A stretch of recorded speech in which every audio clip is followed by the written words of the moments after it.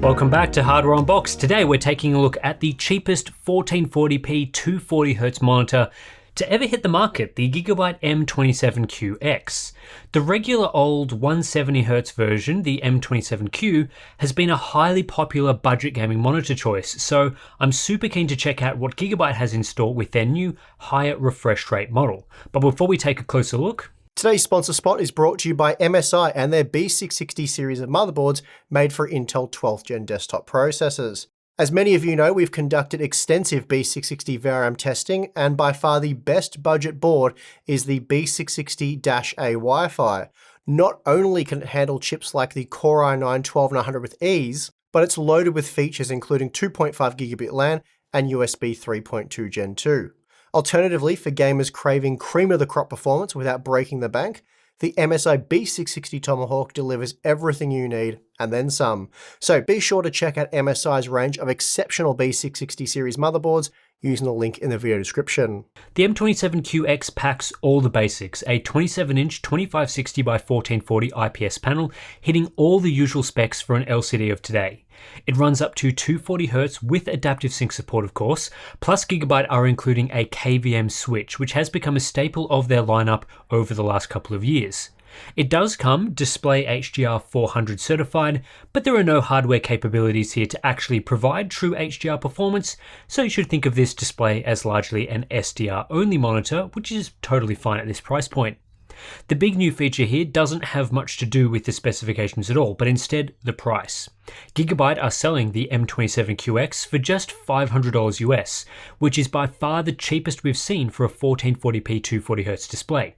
Gigabyte's previous monitor with these specs, the Aorus FI27Q-X, was available for $700, and more recently we've reviewed the Acer Predator XB273UGX at $650, but until now we haven't seen anything under $600. So the M27Q presents a $100 to $200 price drop over the next cheapest displays, which is fair to say is very significant. One of the first pieces of good news to come out of testing the M27Q is the sub-pixel layout. Both the M27Q and FI27Q-X used panels from Sharp that featured a BGR sub-pixel layout, the reverse of the usual RGB. BGR layouts can cause a reduction in image clarity, particularly for viewing text in some instances, so it's not preferable over something more standard. But while the M27Q also uses a panel from Sharp, we're now getting a regular RGB stripe layout and the usual text clarity benefits we've come to enjoy from IPS panels. The overall build quality is very similar to the M27Q using Gigabyte's typical budget design. Most of the external surfaces are covered with black plastic of various textures, matte for most of it including the stand, but there is a glossy section on the rear. It's very simple, nothing super premium here, and it doesn't bother with nonsense like RGB LEDs, which would just inflate the cost of the product at no real benefit. The single color scheme will also fit in well with most setups, and it looks reasonable from all angles without blowing me away. The stand is pretty basic, but it does offer the most important ergonomic adjustments, those being height and tilt. You can't rotate this display into a portrait orientation or anything like that, but VESA mounting is supported if you want to swap out the stand. You'll also find a directional toggle on the rear for controlling the OSD, very standard Gigabyte layout here, including all of their usual features, and Gigabyte do include quite a number of useful settings here, like their crosshairs, shadow boosting modes, and of course the KVM switch.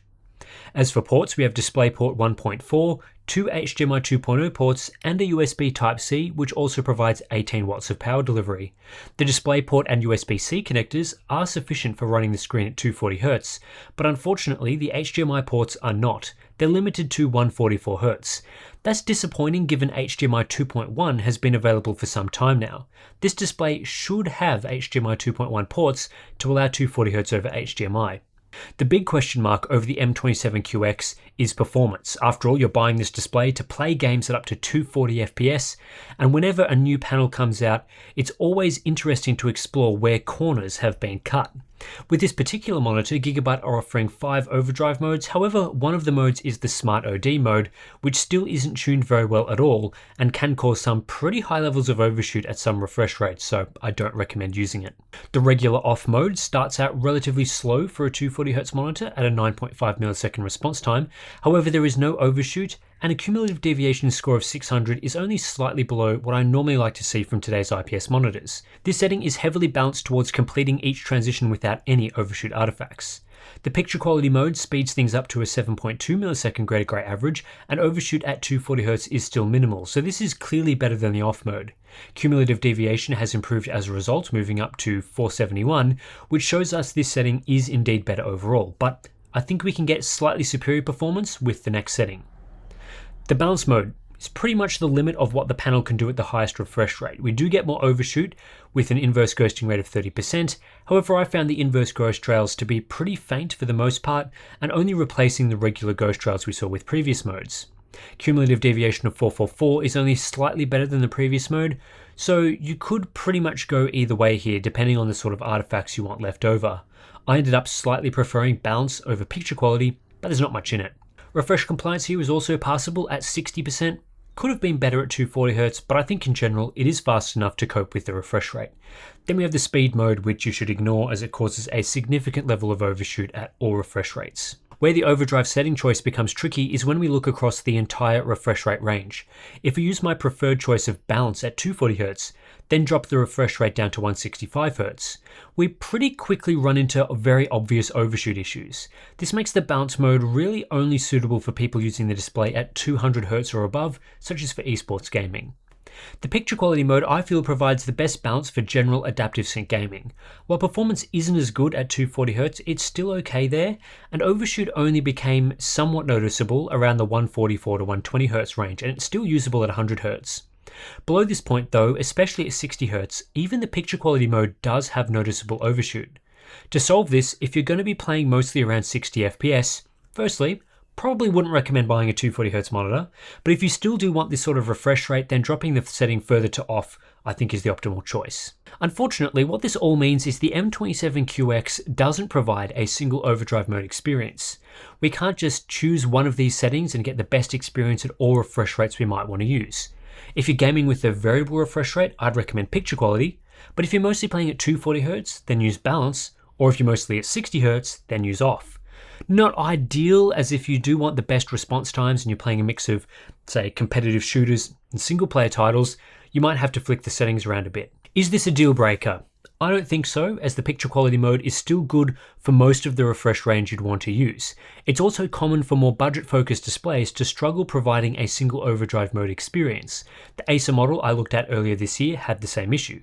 It's really only the highest end products that you might avoid what we're seeing here, which with 1440p 240Hz is the $700 plus category. However, Gigabyte definitely could have improved this monitor through at least the use of variable overdrive, or maybe just tuning the Smart OD setting so that the optimal modes depending on the refresh rate are actually picked, which it currently doesn't do. When looking at the best response time performance on offer at the highest refresh rate, we're seeing a continuation of what previous 240Hz IPS monitor reviews has revealed. You don't typically get faster response times moving up from the mid-refresh range like 165Hz up to 240Hz. The only real increase is the refresh rate, which does reduce motion blur quite a bit, and to be honest, most of these response times are good enough for 240Hz anyway. The M27QX specifically sits around the middle of the pack, and unfortunately when using the balance mode, it does have the highest level of inverse ghosting of the monitors listed here. It's a bit faster than the FI27Q-X, a lot faster than the M27Q, but slower than the pack-leading Samsung Odyssey G7 and Asus ROG Swift PG279QM. On average across the entire refresh rate range, the M27QX performs pretty well. Not a standout leader or anything, but good for a more value-oriented product.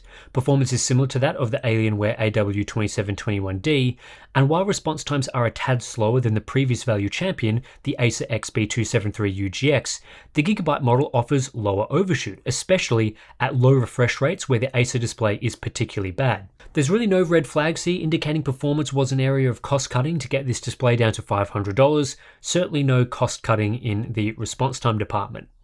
Cumulative deviation measures the balance between response times and overshoot, and it's no surprise to see the M27QX sitting in pretty much the exact same range as other fast IPS monitors of today. After all, most of these panels use slight variations of the same technology. The PG279QM shows that you can achieve better results with variable overdrive, and on the other hand, the M27QX is somewhat superior to the older M27Q. When gaming at a fixed 120Hz refresh rate, the M27QX is a mid-table performer, not really much different to other 1440p IPS monitors we've reviewed. At 60Hz though, it's not a great option. This really isn't an optimal condition for using a 240Hz monitor, and in this instance you have to turn Overdrive off to avoid inverse ghosting. Monitors like the PG279QM and AW2721D are more versatile in this area. Input latency is a very important area for a 240Hz monitor, as high refresh rates are perfect for competitive gaming.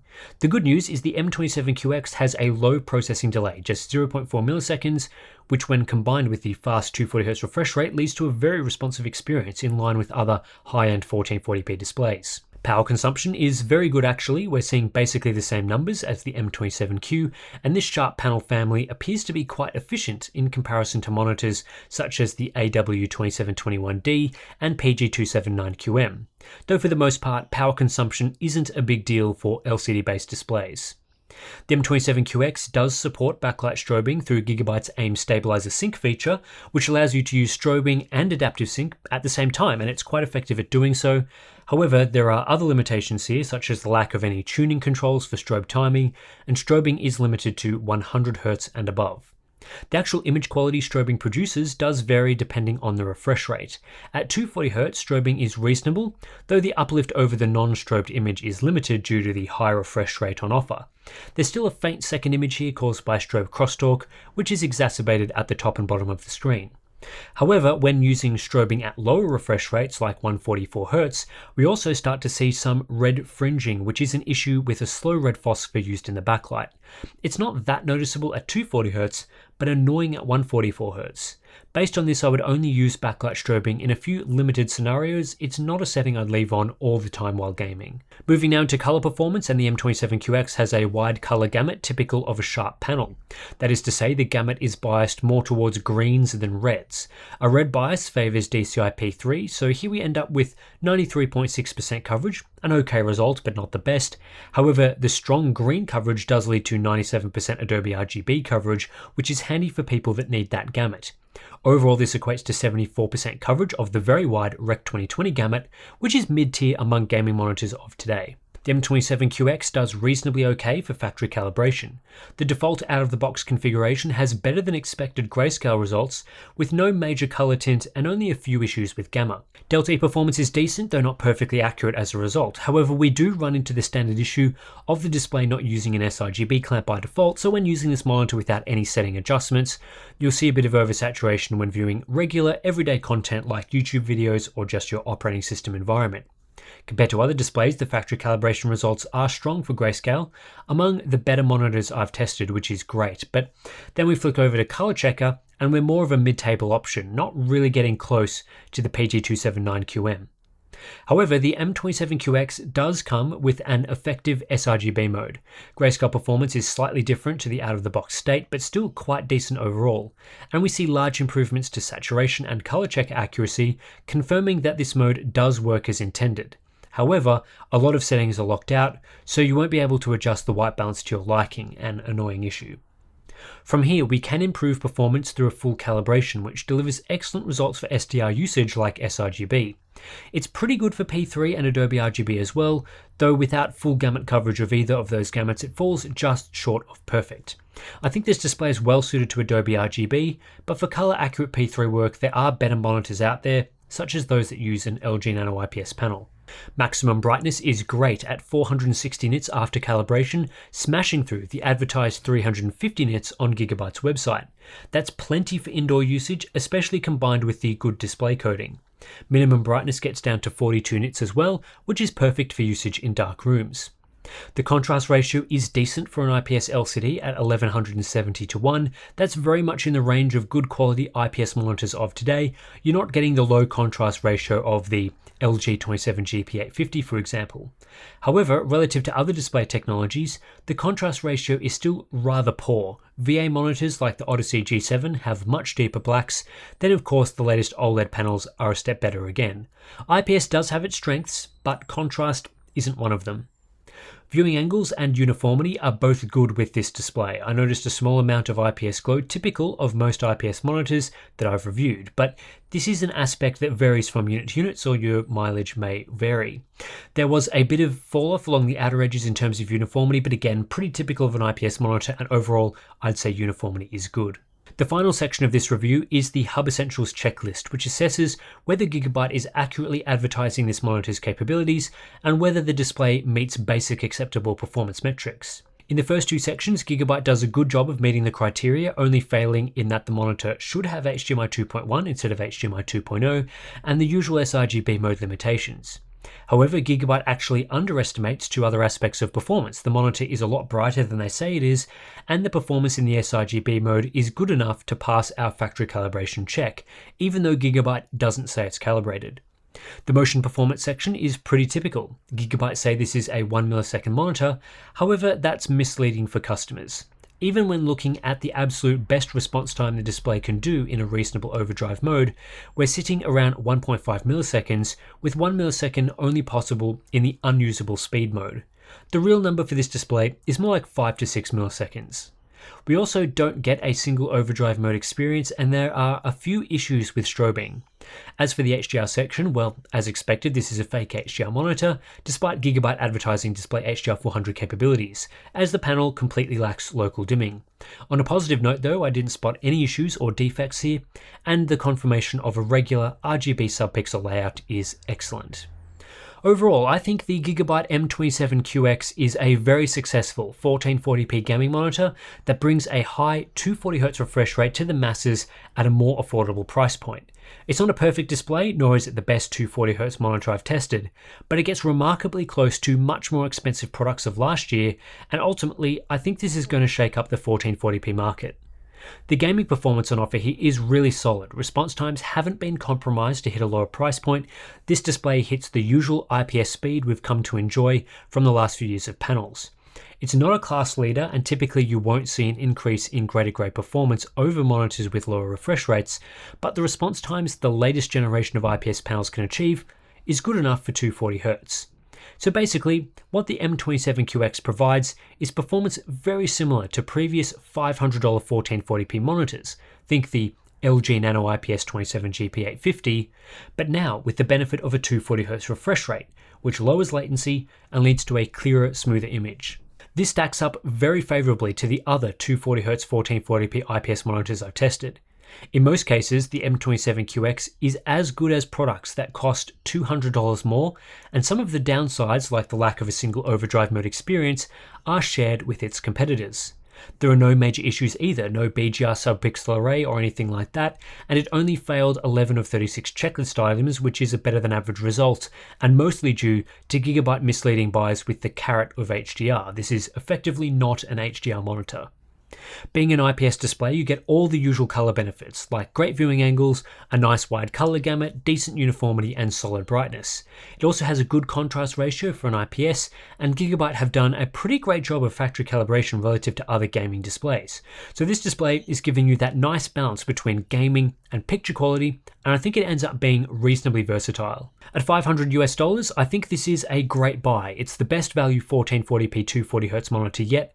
I don't see any reason to buy other 1440p 240Hz IPS monitors when the M27QX is available at that price point.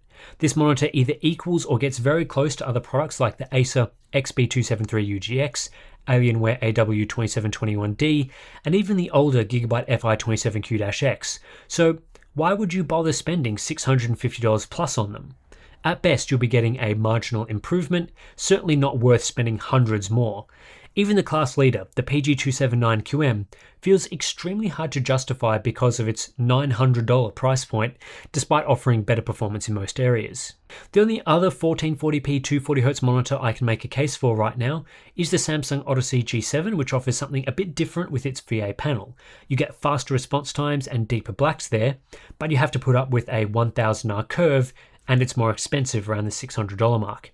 Everything else isn't worth bothering with until more monitors like this hit $500.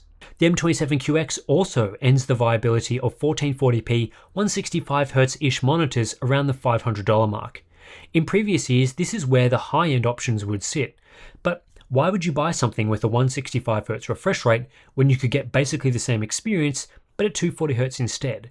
The most I could justify spending on a lower refresh rate would be around $400, which thankfully is where the current leader, MSI's MAG274QF-QD sits. So yeah, I'm impressed. This is a good monitor at a great price, and it should shift monitor pricing downwards for everyone.